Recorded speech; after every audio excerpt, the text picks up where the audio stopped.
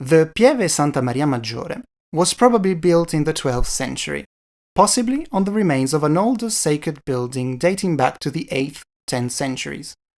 Between the 12th and 13th centuries, the Romanesque apse was built, with a semicircular interior and a polygonal exterior, featuring beautiful masonry made of perfectly squared and connected marble blocks.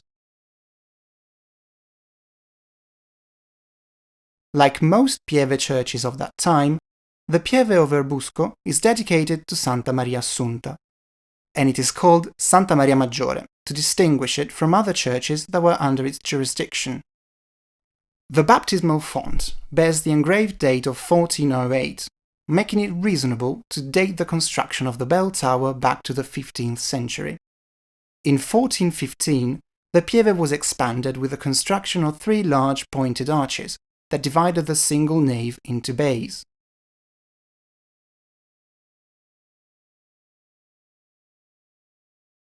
The importance of Santa Maria diminished significantly with the construction of the new parish church, completed in 1719, to the point of being deconsecrated around 1870.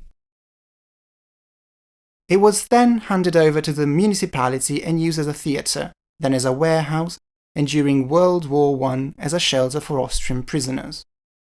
It suffered severe vandalism and devastation, until 1926, when Count Fausto Lecchi, Count Carlo Ottavio Marchetti, and Count Francesco Secco d'Aragona intervened to restore the ancient Pieve.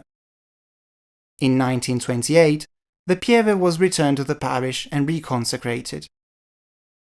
Noteworthy is the elevated presbytery, adorned with beautiful frescoes that were restored to their former splendour in 2012, thanks to the intervention of Father Luigi Goffi and the entire community.